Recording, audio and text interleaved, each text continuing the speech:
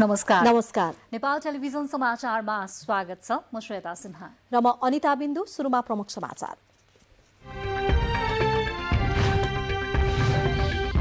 सञ्चार माध्यम र सामाजिक सञ्जालमा आचार संहिता विपरीत सामग्री प्रकाशन प्रसारण भएकोमा निर्वाचन आयोगको ध्यान आकर्षण, त्यस्ता क्रियाकलाप नगर्न निर्देशन। 5 दलीय गठबन्धन राष्ट्रको हितमा भएको कांग्रेस सभापति देउबाको भनाई, गठबन्धनलाई अझ बलियो बनाएर लैजानुपर्ने भनाई। स्थानीय तह निर्वाचन नजिकिएसँगै गाउँ गाउँमा बढ्यो चुनावी सरगर्मी, शहरबाट मतदाताहरू गाउँ फर्किने क्रम बढ्दै। राष्ट्रपति भण्डारीद्वारा जेठ 3 गते संघीय संसदको अधिवेशन आह्वान, निर्वाचनमा खटिने सुरक्षाकर्मीको मृत्यु भएमा 20 लाख रुपैयाँ आर्थिक सहायता दिने सरकारको निर्णय। युक्रेनको एउटा विद्यालयमा बम विस्फोट हुँदा 60 जना भन्दा बढीको मृत्यु, विस्फोटमा घाइते भएका सैनिकहरूलाई उद्धार गर्न कूटनीतिक प्रयास जारी। र एन्फाद्वारा मुख्य प्रशिक्षक अल-मुताइरी खेलाडी बीचको विवादको सत्य तथ्य छानबिनका लागि समिति गठन, 7 दिनभित्र छानबिन गरेर एन्फालाई प्रतिवेदन पेश गर्ने।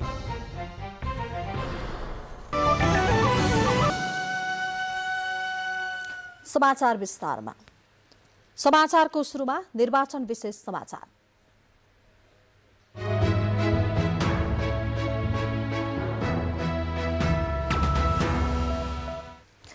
कतिपय अनलाइन सञ्चार माध्यममा उम्मेद्वारहरूबारे पक्ष वा विपक्षमा तथ्यहीन र आचार संहिता विपरीतका समाचार सम्प्रेषण गराई त्यसलाई सामाजिक सञ्जाल बुस्ट गर्ने जस्ता क्रियाकलापहरू भएको भन्दै निर्वाचन आयोगले त्यस्ता क्रियाकलापप्रति गम्भीर ध्यान आकर्षण भएको जनाएको छ।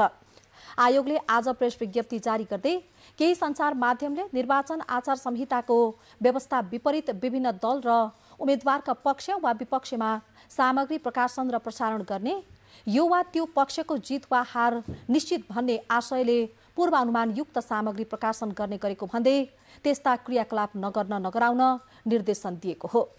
केही सञ्चार माध्यमले अन्तर्वार्ता लिने क्रममा मुख्य उम्मेद्वार भनेर आफू खुसी कसैलाई बढावा गर्ने वा कोही उम्मेद्वारलाई कमजोर उम्मेद्वार भनेर चित्रण गर्नुका साथै मतदाताहरूसँग अन्तर्वार्ता लिने क्रममा कसलाई मतदान गर्नुहुन्छ भनी उत्तर दिन बाध्य पार्ने गरेको उजुरीहरू आयोगमा प्राप्त भएको भन्दै त्यस्ता सञ्चार माध्यम र पत्रकारहरूलाई आचार संहिता विपरीतका त्यस्ता क्रियाकलाप नगर्न सचेत गराएको छ।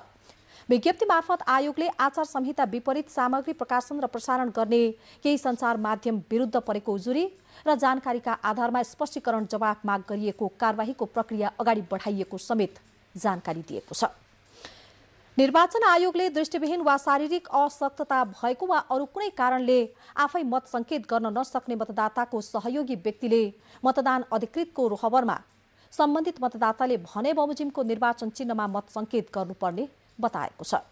मतदाताले आफ्नो साथमा लिएर आएको परिवारको सदस्यलाई मत संकेत गर्ने गोप्य स्थानमा आफूसँगै लैजाने अनुमति मागेमा मतदान अधिकृतले त्यस्तो व्यक्तिलाई मतदाताको साथमा मत संकेत गर्ने स्थानमा प्रवेश गर्न अनुमति दिनुपर्ने र मतदान अधिकृतको रोहबरमा निजको इच्छा अनुसार मत संकेत गर्ने काममा सहयोग गर्नुपर्ने व्यवस्था स्थानीय तह निर्वाचन निर्देशिकाले गरेको स्मरण गराएको हो।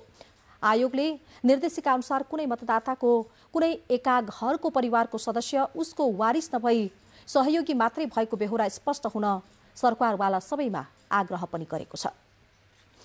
नेपाली कांग्रेसका सभापति शेरबहादुर देउवाले 5 दलीय गठबन्धन ऐतिहासिक तथा राष्ट्रिय आवश्यकतामा निर्माण भएको बताउनु भएको छ।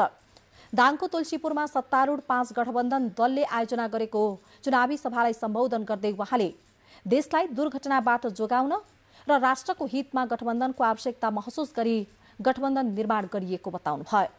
उहाँले गठबन्धन विरुद्ध शंका उपशंका नगर्न आग्रह गर्दै गठबन्धन बन्नु अघि र बनेपछिको कांग्रेसको अवस्थाबारे विचार गर्न कार्यकर्ताहरूलाई आग्रह गर्नुभयो। सरकारलाई स्थिरता दिन गठबन्धनको आवश्यकता रहेको बताउँदै उहाँले गठबन्धनका उम्मेद्वार विजयी बनाउनका लागि मेहनत गर्न कांग्रेस कार्यकर्तालाई आग्रह पनि गर्नु भएको छ।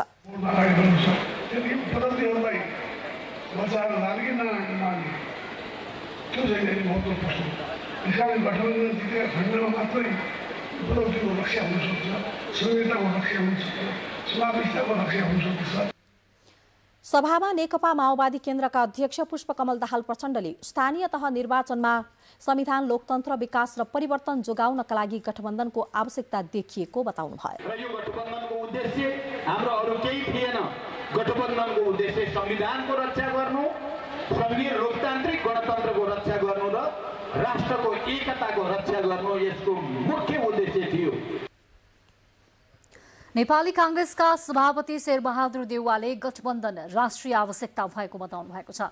5 दलीय गठबन्धनद्वारा आज पोखरामा आयोजित चुनावी सभालाई सम्बोधन गर्दै उहाँले गठबन्धनलाई बलियो बनाएर लैजानुपर्छ भन्नुभयो। गठबन्धन कांग्रेसका लागि सबैभन्दा बढी आवश्यक भएको जनाउँदै उहाँले गठबन्धनमा शंका उपशंका गर्नुपर्ने अवस्था नरहेको उल्लेख गर्नुभयो। महानगर मात्र नभई हरेक पालिकामा गठबन्धनलाई विजयी बनाउन प्रधानमन्त्री देउवाले आग्रह गर्नुभएको छ।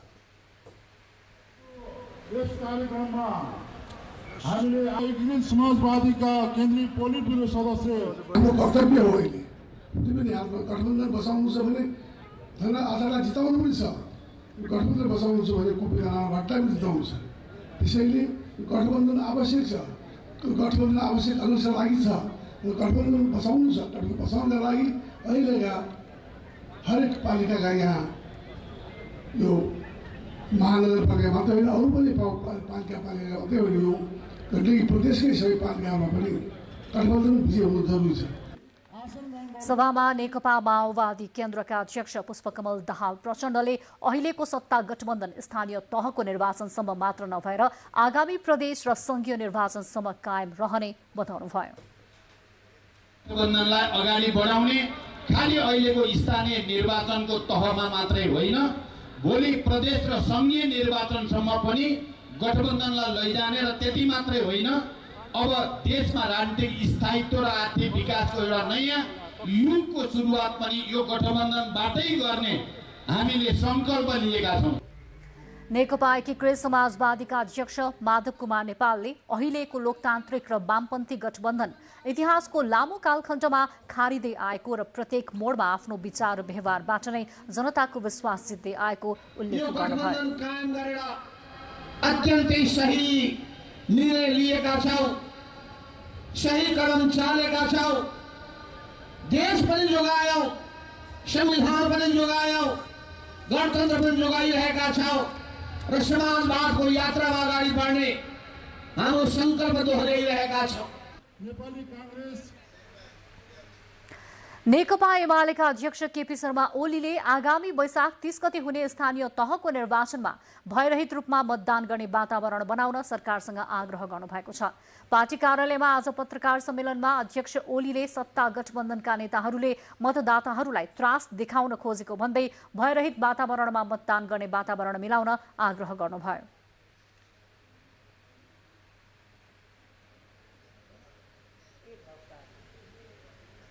नेपालको विकासका सम्बन्धमा व्याख्या गरिने कठिनाइलाई हामी पर्यटन क्षेत्रको विकासका माध्यमबाट स्रोतमा बदल्न चाहन्छौँ।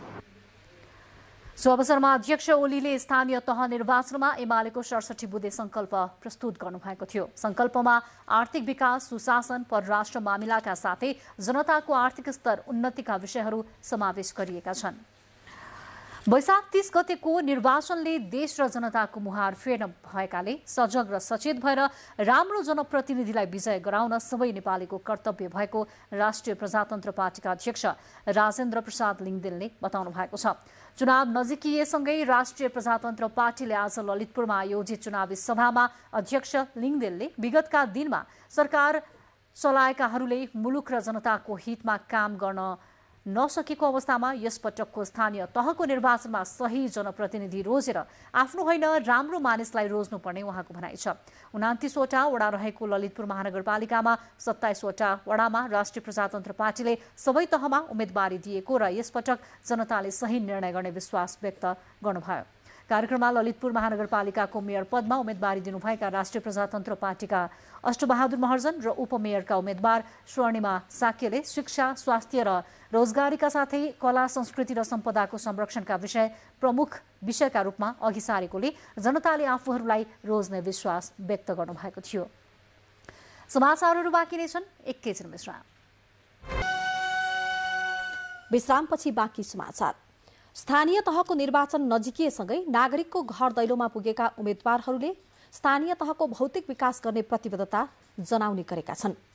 तर महिला उम्मेद्वारहरूले भने भौतिक विकास मात्रै होइन, महिलाको लागि सुरक्षित समाज निर्माण पनि आफ्नो प्राथमिकतामा पर्ने गरेको बताएका छन्।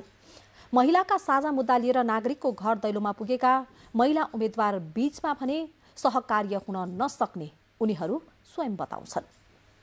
म मेयर भएको मान्छे यसरी म काठमाडौँ हिँड्दैछु, तपाईँ दिदीबहिनीहरू पनि सबै हिँड्नुहोस् भनेर मात्रै त्यो उसलाई म नेपाल प्रहरीसँग म को उसमा समन्वय गरेर म एक्लै काठमाडौँ एक राज्य पुरै मलाई काठमाडौँ हिँड्ने रहर छ र म हिँडेर पनि देखाउँछु र सम्पूर्ण महिला दिदीबहिनीहरू जो पत्रकारको दिदीबहिनीहरू हुनुहुन्छ राति हिँड्नुपर्छ, होटलमा काम गर्ने बहिनीहरू हुनुहुन्छ राति हिँड्नुपर्छ, उनीहरूलाई म चाहिँ यो काठमाडौँ सुरक्षित सहर छ, तपाईँहरू ढुक्कसँग हिँड्नुहोस् भनेर म त्यो चाहिँ देखाउन चाहन्छु। यो भनाई काठमाडौँ महानगरपालिकामा नेपाली काङ्ग्रेसका तर्फबाट मेयरको उम्मेद्वार रहनुभएकी सिर्जना सिंहको हो। महिलाको क्षमता र योग्यताको विकाससँगै आर्थिक उन्नति समेत उम्मेद्वार महिलाहरूले उठाउने साझा मुद्दा हुन्। उनीहरूले भौतिक विकासले मात्र सामाजिक विकासको परिचय गराउन नसक्ने भन्दै महिलाको व्यक्तित्व र सुरक्षा पहिलो प्राथमिकतामा पर्ने बताउँदै आएका छन्। बुढानीलकण्ठ नगरपालिकामा नेकपा एमालेको तर्फबाट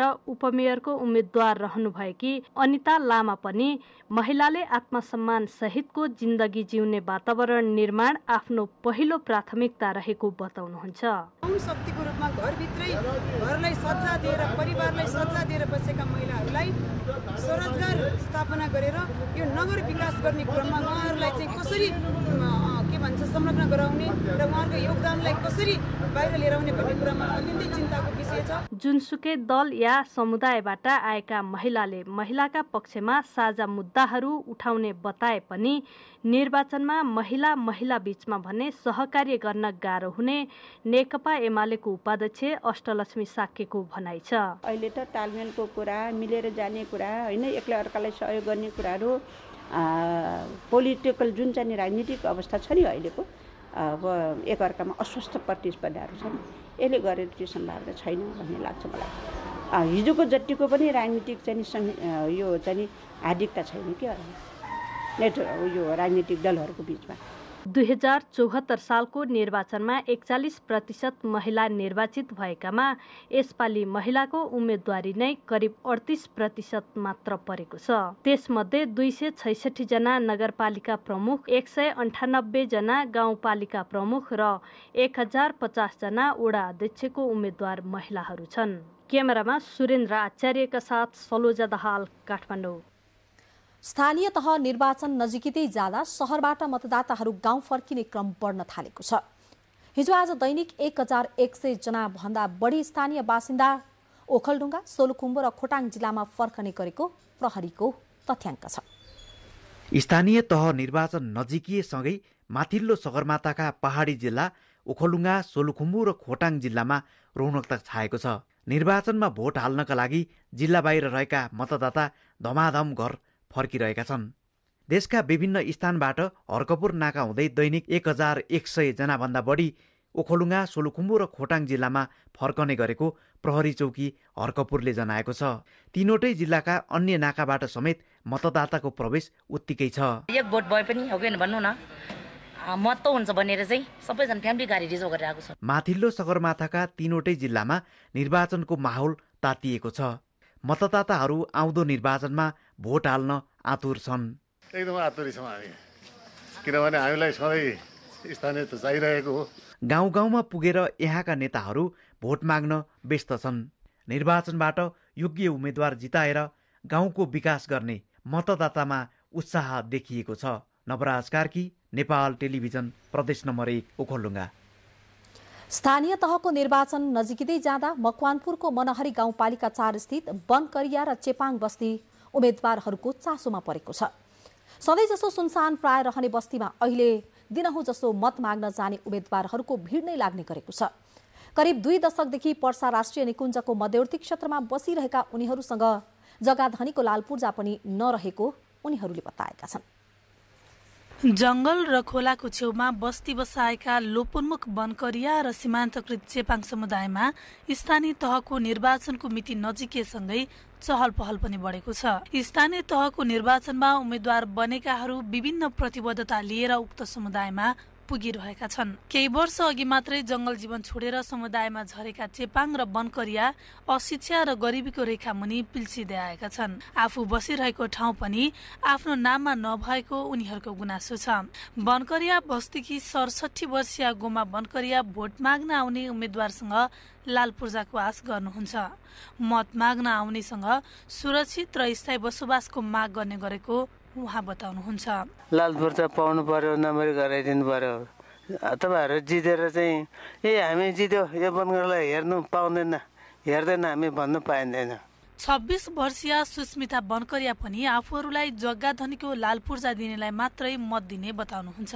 भोट माग्न आउनेहरूले लाल पूर्जा दिने प्रतिबद्धता गरेको भए पनि पूरा हुन्छ कि हुँदैन भन्ने चिन्ता लाग्ने गरेको उहाँको भनाइ छ। जग्गाहरू पास गराइदिन्छु भन्नुहुन्छ, अब भन्ने मात्र हो कि गर्ने पनि हो त्यो त थाहा छैन। मत माग्न उक्त स्थानमा पुग्नु भएका वडाध्यक्षका उम्मेद्वार प्रकाश थापा वनकरिया र चेपाङ समुदायलाई उनीहरू बसिरहेकै ठाउँ स्थायी बसोबास बनाउन लाल पूर्जा दिलाउन प्रयास गर्ने बताउनुहुन्छ। चेपाङ र वनकरिया समुदाय नेपालकै सीमान्तकृत र लोपोन्मुख समुदाय हुन्। उनीहरूको संरक्षण गर्दै विकास गर्नु सबैको दायित्व हो। नेपाल टेलिभिजनको लागि सृजना नेपाल, बागमती प्रदेश, हेटौडा। चुनावको मिति नजिकै जाँदा कञ्चनपुर जिल्लामा रहेका विभिन्न राजनैतिक दलहरू लगायत स्वतन्त्र उम्मेद्वारहरूले चुनावी प्रचार प्रसारको अभियानलाई तीव्र बनाएका छन्। विभिन्न राजनैतिक दलका नेता कार्यकर्ताहरू एकातिर घर दैलो कार्यक्रम गरेर जनताहरूमा आफ्ना एजेन्डा प्रस्तुत गर्दै भोट आफ्नो पक्षमा पार्ने प्रयासमा रहेका छन् भने अर्कोतर्फ विभिन्न कोड सभाहरूको आयोजना गर्दै चुनावी एजेन्डा प्रस्तुत गरिरहेका छन्। जिल्लाभरिका विभिन्न पालिकाहरूमा अहिले चुनावी दौडधुप चलिरहेको छ। फरक फरक राजनैतिक दलका विभिन्न पदमा रहेका उम्मेद्वारहरूले आफ्नो जित हुने दावी गर्दै जनताको समर्थन खोजिरहेका छन्।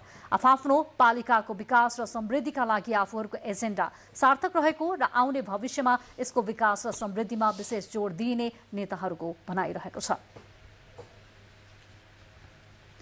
स्थानीय तह निर्वाचनको मिति नजिकै गर्दा पूर्वी नवलपरासीका उम्मेद्वारहरूले घर दैलो र कोण सभा कार्यक्रमलाई पनि तीव्रता दिएका छन्। वडा, नगर र गाउँको समस्या समाधान गर्दै विकासमा अघि बढ्ने योजना लिएर उम्मेद्वारहरू मतदातासँग मत माग्नमा व्यस्त छन्।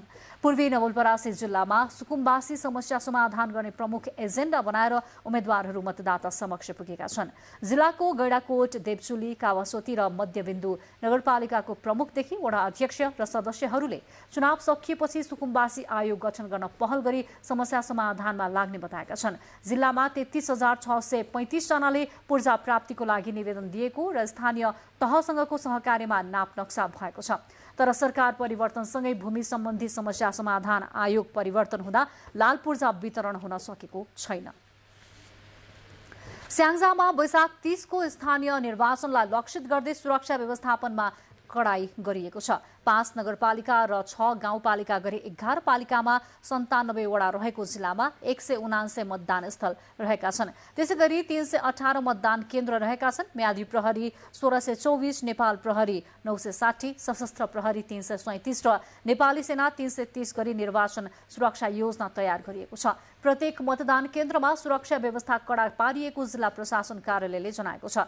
निर्वाचनलाई स्वच्छ, निष्पक्ष, पारदर्शी तथा भयमुक्त वातावरणमा सम्पन्न गर्न सञ्चार माध्यम, राजनैतिक दल, उम्मेद्वार र आम नागरिकहरूको महत्त्वपूर्ण भूमिका रहने मुख्य निर्वाचन अधिकृत वसन्त राजु पौडेलले बताउनुभयो। बाजुरामा स्थानीय तहका उम्मेद्वारहरू जनतालाई विकासका विभिन्न योजना दिने आश्वासन सहित भोट माग्न व्यस्त छन्। हिमाली गाउँपालिका 6 पाडीमा कांग्रेसले चुनावी प्रचारमा गाउँमा विभिन्न योजना दिने भन्दै गाउँलेलाई पार्टीमा प्रवेश समेत गराएको छ। एमालेका नेता तथा कार्यकर्ताले अझै धेरै विकास निर्माण गरिदिने भन्दै कांग्रेसमा गएका केही मानिसहरूलाई एमालेमा फिर्ता गराएका छन्। पाडी गाउँमा 175 परिवार बसोबास गर्दै आएका छन्। योजना दिने भन्दै कहिले एमाले कहिले कांग्रेसले भोट माग्ने गरेको स्थानीय अगुवा प्रेमलाल भण्डारीले जानकारी दिनुभएको छ। भोट माग्दै गर्दा गरिबी एवं कुपोषण कम गर्ने प्रतिबद्धता पनि दलका उम्मेद्वारहरूले गरिरहेका छन्।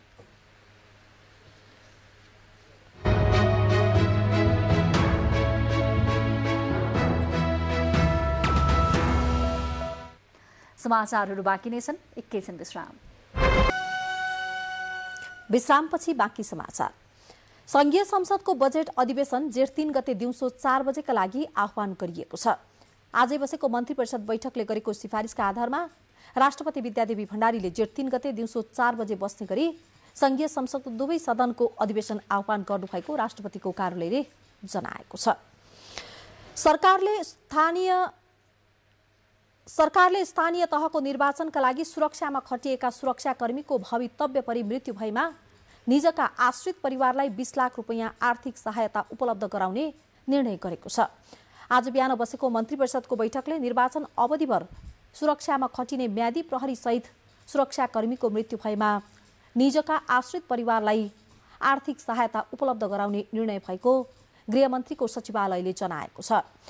सहायता नेपाली सेना, नेपाल प्रहरी, सशस्त्र प्रहरी बल, राष्ट्रिय अनुसन्धान विभाग तथा म्यादी प्रहरीको हकमा पनि लागू हुनेछ।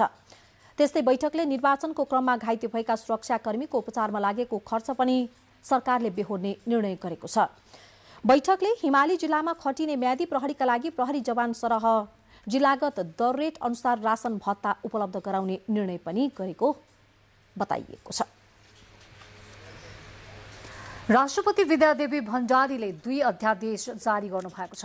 राष्ट्रपति भण्डारीले औषधि तेस्रो संशोधन अध्यादेश 2079 र स्वास्थ्य कर्मी तथा स्वास्थ्य संस्थाको सुरक्षा सम्बन्धी पहिलो संशोधन अध्यादेश 2079 जारी गर्नुभएको हो। राष्ट्रपति कार्यालयका प्रवक्ता सागर आचार्यले आज जारी गर्नुभएको प्रेस विज्ञप्तिमा नेपालको संविधानको धारा 114 को उपधारा 1 बमोजिम नेपाल सरकार मन्त्री परिषदको सिफारिसमा ती 2 अध्यादेश जारी गर्नुभएको उल्लेख छ।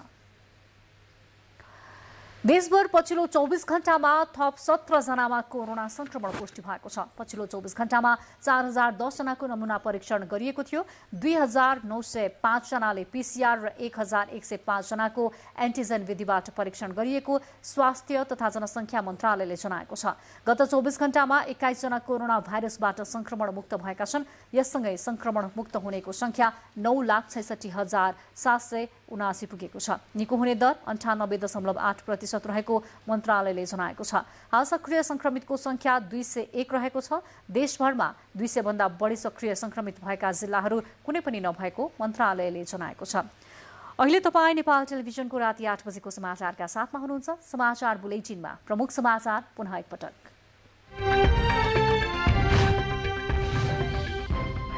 सञ्चार माध्यम र सामाजिक सञ्जालमा आचार संहिता विपरीत सामग्री प्रकाशन प्रसारण भएकोमा निर्वाचन आयोगको ध्यानाकर्षण, त्यस्ता क्रियाकलाप नगर्न निर्देशन।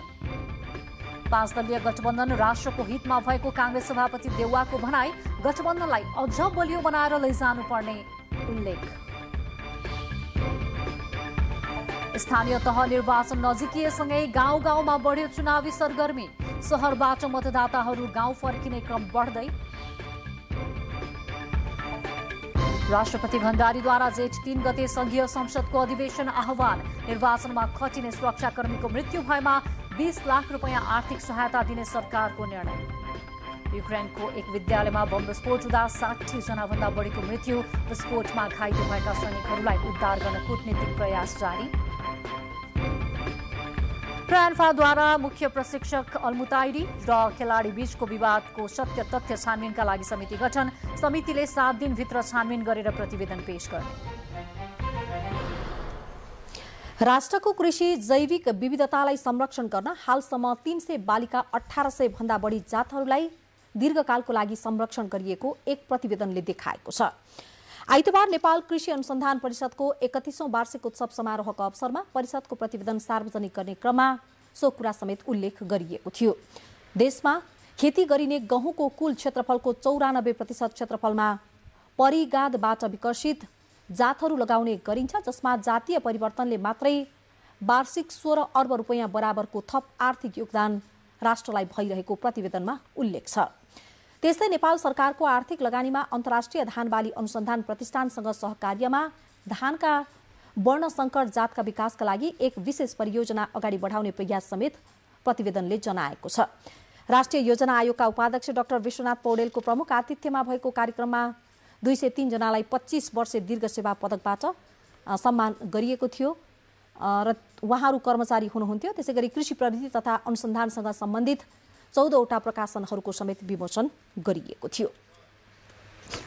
अब अन्तर्राष्ट्रिय समाचार। पूर्वी युक्रेनको एक विद्यालयमा रुसले गरेको बम विस्फोटमा परि 60 जना भन्दा बढीको मृत्यु भएको स्थानीय गभर्नरले बताएका छन्। डोनबास क्षेत्रको अग्रपंक्ति नजिक रहेको विलोहोरिभका गाउँको विद्यालयमा करिब 90 जना स्थानीय बासिन्दाहरू आश्रय लिइरहेका थिए। विस्फोटमा परि घाइते भएका सैनिकहरूलाई उद्धार गर्न कूटनीतिक प्रयासहरू जारी रहेको समाचारमा जनाइएको छ। मारिउपोलमा रहेको स्टिल प्लान्टलाई रुसले नियन्त्रणमा लिएको छ। प्लान्टमा फँसेका महिला, बालबालिका र वृद्धवृद्धालाई बाहिर निकालिएको युक्रेनले जनाएको छ। रसियाले अजोभ बटालियनबाट आफ्ना रक्षकहरूलाई आत्मसमर्पण गर्न माग गर्दै विगत केही हप्तादेखि स्टिल प्लान्टलाई घेरा हालेको छ। बाँकी समाचार एकैछिनमा।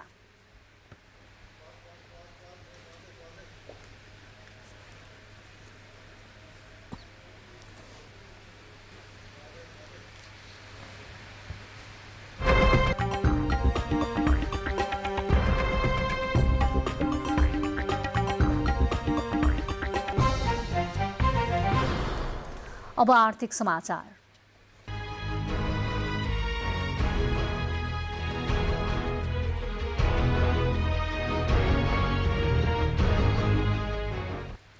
अर्थतन्त्रको दिगो सुधारका लागि मुख्यतः उत्पादन बढाउने इकोसिस्टमकै विकास हुनुपर्ने खाँचो औल्याइएको छ।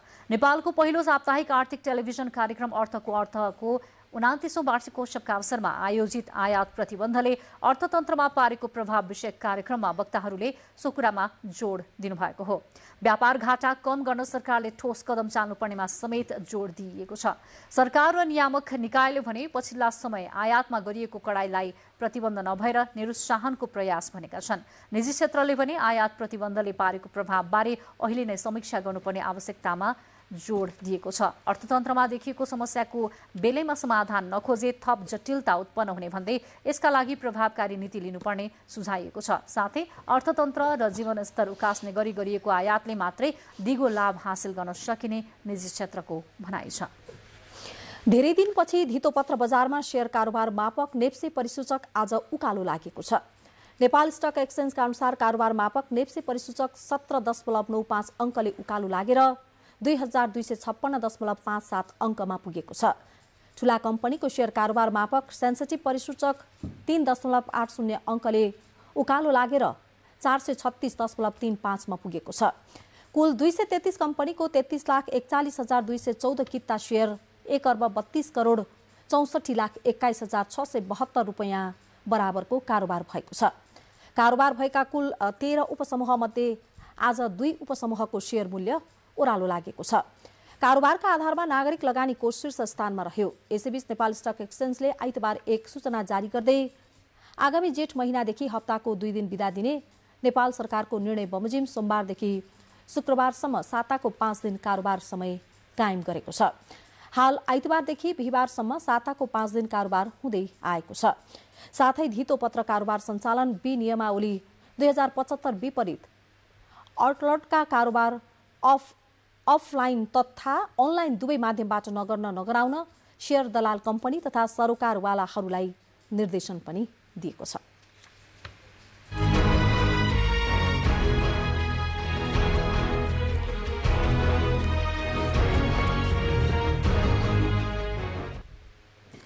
अब खेल समाचार।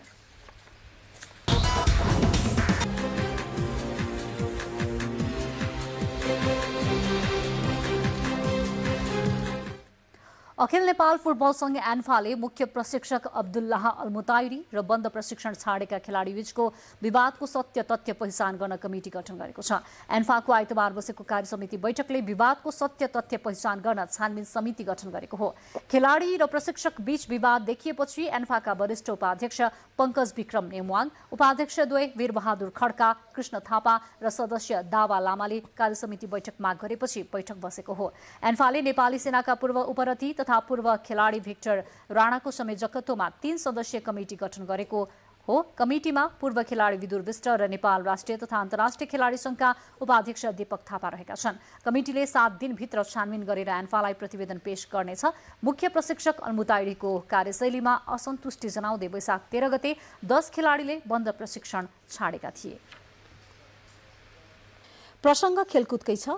शीर्ष 4को दौडबाट बाहिरिसकेको म्यान्चेस्टर युनाइटेडले इङ्ग्लिस प्रिमियर लिगमा लज्जास्पद हार बेहोरेको छ। युनाइटेड घरेलु टोली ब्राइटनसँग म्यान्चेस्टर 4-0 ले पराजित भएको हो।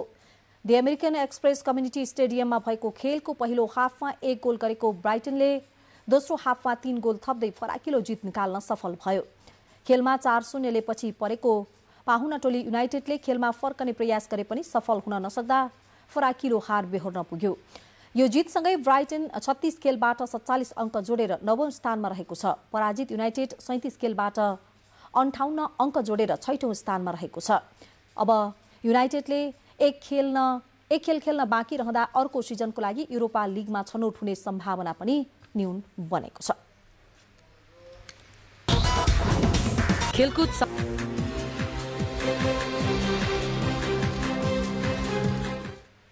अब मौसम सम्बन्धी जानकारी। देशको पहाडी भूभागमा आज राति आंशिकदेखि सामान्य बदली रही बाँकी भूभागमा मौसम सफा रहनेछ तथा प्रदेश 1 र बागमती प्रदेशका पहाडी भूभागका 1-2 स्थानमा मेघगर्जनसहित हल्का वर्षाको सम्भावना रहेको मौसम पूर्वानुमान महाशाखाले जनाएको छ। काठमाडौँमा आज रातिको न्यूनतम तापक्रम 16 र 18 तथा भोलि दिउँसोको अधिकतम तापक्रम 26 र 28 डिग्री सेल्सियस बीच रहने अनुमान गरिएको छ। अब मौसम सम्बन्धी थप विवरण।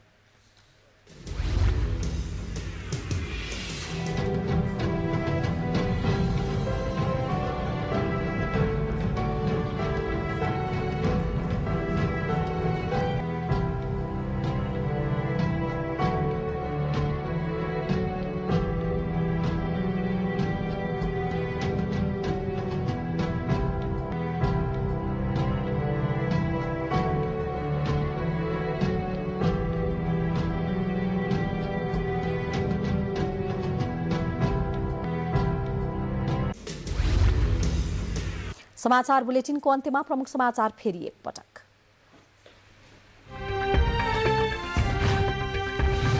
सञ्चार माध्यम र सामाजिक सञ्जालमा आचार संहिता विपरीत सामग्री प्रकाशन प्रसारण भएकोमा निर्वाचन आयोगको ध्यान आकर्षण, त्यस्ता क्रियाकलाप नगर्न निर्देशन। 5 दलीय गठबन्धन राष्ट्रको हितमा भएको कांग्रेस सभापति देउबाको भनाई, गठबन्धनलाई अझ बलियो बनाएर लैजानुपर्ने भनाई। स्थानीय तह निर्वाचन नजिकिएसँगै गाउँ गाउँमा बढ्यो चुनावी सरगर्मी, शहरबाट मतदाताहरू गाउँ फर्किने क्रम बढ्दै। राष्ट्रपति भण्डारीद्वारा जेठ 3 गते संघीय संसदको अधिवेशन आह्वान, निर्वाचनमा खटिने सुरक्षाकर्मीको मृत्यु भएमा 20 लाख रुपैयाँ आर्थिक सहायता दिने सरकारको निर्णय। युक्रेनको एउटा विद्यालयमा बम विस्फोट हुँदा 60 जना भन्दा बढीको मृत्यु, विस्फोटमा घाइते भएका सैनिकहरूलाई उद्धार गर्न कूटनैतिक प्रयास जारी। रेन्फाद्वारा मुख्य प्रशिक्षक अल्मुताइरी र खेलाडी बीचको विवादको सत्य तथ्य छानबिनका लागि समिति गठन, 7 दिनभित्र छानबिन गरेर एन्फालाई प्रतिवेदन पेश गर्ने। हवस्, त्यसको साथै यो समाचार बुलेटिन यही सकिन्छ। तपाईँ नेपाल टेलिभिजन हेर्दै गर्नुहोला। नमस्कार।